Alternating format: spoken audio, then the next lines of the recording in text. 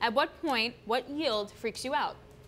So Megan is so cool. She's so poised. She doesn't freak out. No, it's true. I don't freak out. I don't think 3% is a magic number. We, exceeded 3% back in 2013, I think, and then a couple of years later, we're down at 1.36. So I think, if we were to see the yield get above 3.25, then maybe it could break out. But anything up until then, I'm not too worried about. Okay, so for the equity question, come inside the Bloomberg, and this is what everyone's going to be talking about. It's the earning yield for the S&P, 4.7% versus the 10-year, around 3.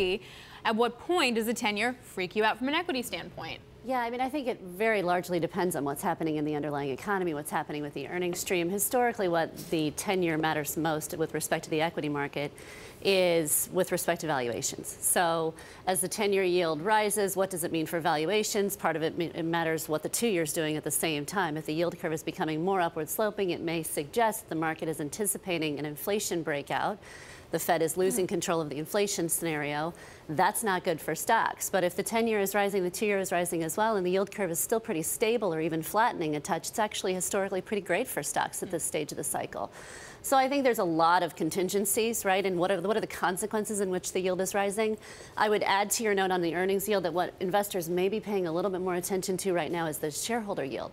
So if you combine the dividend yield with the buyback yield in the S&P 500, it's actually about 3.1% right now. So a cross above 3.1% may actually have a material impact to the extent that equity investors are using the equity market for yield. That may be the more consequential number in the short run. But frankly, where are earnings going is really what matters for stocks. And as long as earnings are accelerating at a rapid pace, this should be sort of a side story. And Megan, in a broader sense, how important is it why the yield is going up? Because on the one hand, it could be just things cost more, like oil, for example, costs more. Yeah. On the other, it could be real economic growth. And don't those two things lead to very different conclusions? Absolutely, and there's also just the term premium, the risk premium that investors are placing on it. So some of this is inflation expectations are going up, and that's partly off the back of commodity prices. It's partly off of the back of things falling out of the year-on-year comparison.